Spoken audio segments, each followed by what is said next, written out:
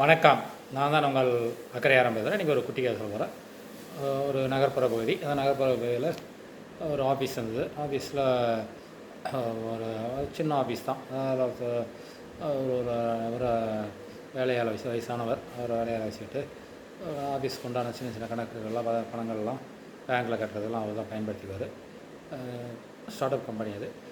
அப்படி பண்ணும்போது ஒரு நாள் வந்து ஒரு அந்த ஆஃபீஸ் நடத்துகிறார் இல்லையா, அதுக்கு வேலையாக இருந்ததுனால அங்கே வேலை செய்கிற ஒரு வயசானவர்கிட்ட ஒரு 3 லட்ச ரூபா பணத்தையும் கொடுத்து அவருடைய ஏடிஎம் கார்டையும் கொடுத்து ஏடிஎம் கார்டுடைய பின் நம்பரை சொல்லி இந்த 3 லட்ச ரூபா இதில் இருக்குது, நீங்கள் ஒரு இன்னும் ஒரு 50,000 பேங்க்லேருந்து இதுலேருந்து ஏடிஎம்லேருந்து எடுத்து 3,50,000 அந்த இதில் கட்டிடுங்க, அந்த அக்கௌண்ட்டில் கட்டிடுங்க அப்படின்னு சொல்லி அனுப்புவார். அவர் போயிட்டு அப்போ வந்து மனைவி வந்து அவர் அந்த ஆஃபீஸ் நடத்துகிறாருலேயே அவர் மனைவி வந்து ரொம்ப கோபமாக, என்னது நீங்கள் ஒரு இது இல்லாமல் அவர்கிட்ட கொடுக்குறீங்க, அவர் வயசானவர், அவர் எடுத்துகிட்டு எங்கே ஓடுறாரு, இவ்வளோ பணத்தெல்லாம் ஒரு வேலையாளர் நம்பிலாம் கொடுக்குறாரு அப்படி இப்படின்னு சொல்லுவார். அவர் கணவர் எவ்வளோ சொல்லுவார், இல்லை அவர் ரொம்ப நம்பிக்கையானவர், அது மாதிரிலாம் பண்ண மாட்டார், ரொம்ப நாளாக வேலை செஞ்சிட்ருக்காரு இதில், அப்பா கிட்டேருந்து வேலை செய்கிறாரு, அதனால் அவர்லாம் அந்த மாதிரி தப்பு பண்ண மாட்டார் அப்படின்னு சொல்லுவாங்க. அதையும் மீறி அவர் கொடுத்து அனுப்பிடுவார். கொடுத்து அனுப்பி கொஞ்சம் நாளில் அவர் வருவார். அந்த வேலை செய்கிறவர் வந்து அந்த ஓனர்கிட்ட இந்த மாதிரி பணம் வந்து மிஸ் ஆகிடுது, எங்கே கொஞ்சம் வயசானவர் இல்லையா, அதனால் அதை வச்சுருந்தவர் அதை எங்கேயோ இதில் விட்டுட்டு வந்துட்டார், மிஸ் ஆகிடுது, காணாமல் போயிடுது, என்னால் பணம் கட்ட முடியல அப்படின்னு சொல்லுவார். உடனே இவர் வீட்டை வந்து சொன்னதும் மனைவி பயங்கரமாக சத்தம் போடுவாங்க, நான் அவ்வளோ தூரம் சொன்னேன் நீங்கள் கேட்கவே இல்லை, இருந்தாலும் இதை திருப்பிட்டு நம்மகிட்ட வந்து நடிக்கிறாரு, உடனே போலீஸை கூப்பிடுங்க அப்படி இப்படின்ட்டு இது பண்ணுவார்.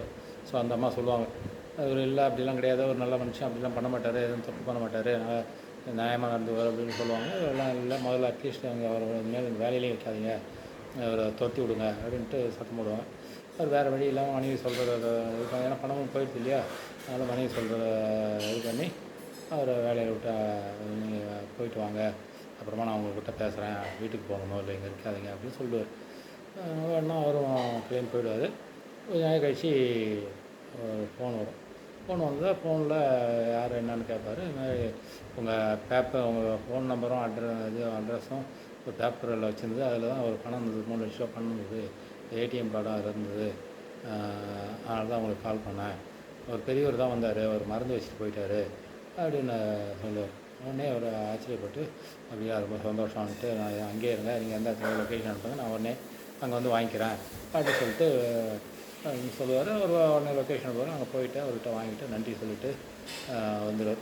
வந்து மனைவிகிட்ட சொல்லுவார். மனைவி தலை குனிஞ்சு நிற்பாங்க, நான் அவ்வளோ தூரம் சொன்னேன், நீங்கள் ஒரு வயசானவர் ஒன்றுக்கும் பார்க்காம எடுத்துட்டீங்க அப்படின்ட்டு மனைவியை கழிஞ்சிக்குவார். மனைவியும் அவங்கள்ட்ட தப்பாக வருவாங்க. அப்புறம் உடனே போயிட்டு அவரை ஓடி போய் அந்த பெரியவரை அவர் வீட்டில் இருந்து அழிச்சிட்டு வந்து மறுபடியும் வேலையில் வச்சு சந்தோஷமாக நன்றி. வாழ்க்கையில் நம்பிக்கை என்பது ரொம்ப முக்கியமானது. நம்பிக்கையை வச்சுட்டு அவங்க யாரையும் இது பண்ண மாட்டாங்க.